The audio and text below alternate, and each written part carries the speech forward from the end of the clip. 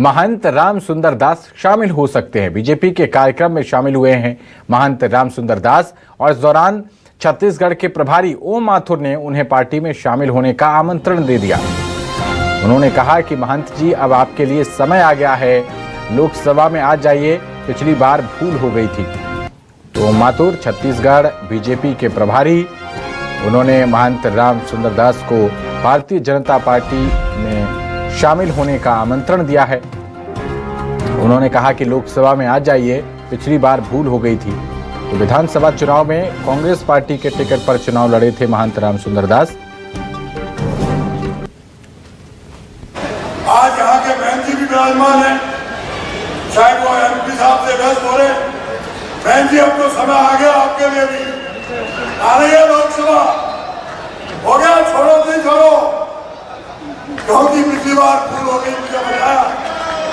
अब इससे अच्छा तू मानते हो ना, तुम लोग सभी नारायण के लोग मानते हो ना बात। देखिए, सब हाँ भी बोल रहे हैं और इसे मौका है। और आप प्रधानमंत्री जी ने हम सबको कहा है, ये राम का भव्य मंदिर खाली आस्था के लिए नहीं है, इस राष्ट्र को, इस भारतवर्ष को, इस हिंदुस्तान को पुनः वैभव की ओर।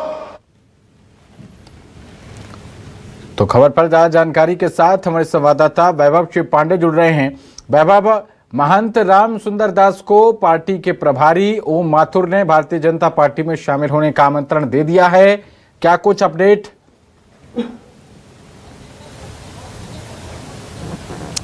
देखिए, ओम माथुर और महंत राम सुंदर दास मुख्यमंत्री विष्णुदेव साय कल शिवरी नारायण में आयोजित कार्यक्रम में शामिल हुए थे।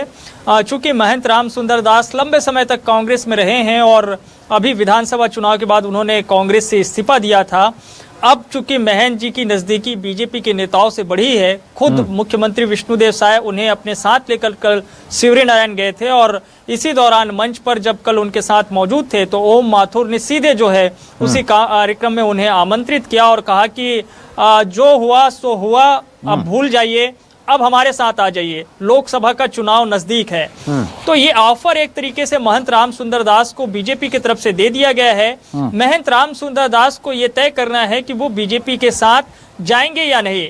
आज जब महंत राम सुंदर दास से हमारी एक अनौपचारिक बातचीत हो रही थी, तब उन्होंने कहा कि फिलहाल उन्होंने इस तरह का कोई निर्णय नहीं लिया है, क्योंकि वो शिवरी नारायण जो मठ है उसके महंत है और इसी के नाते वो कल कार्यक्रम में शामिल हुए थे।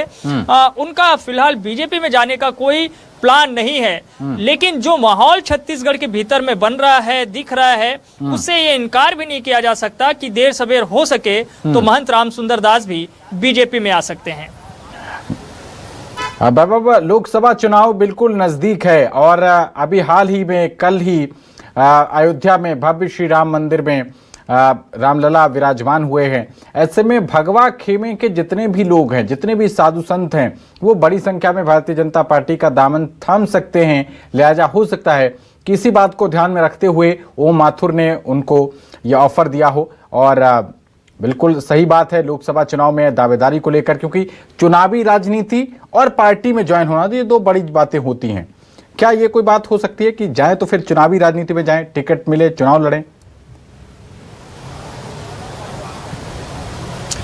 देखिए, शायद इस तरह की कोई सौदेबाजी की बात तो नहीं होगी, इस तरह की कोई डील तो नहीं हो रही होगी, क्योंकि महंत जी इस तरह के कोई स्वभाव के है नहीं। वो कांग्रेस में रहे, कांग्रेस में रहते हुए 2 बार के विधायक रहे, एक बार पामगढ़ से रहे, दूसरी बार वो जैजैपुर से रहे।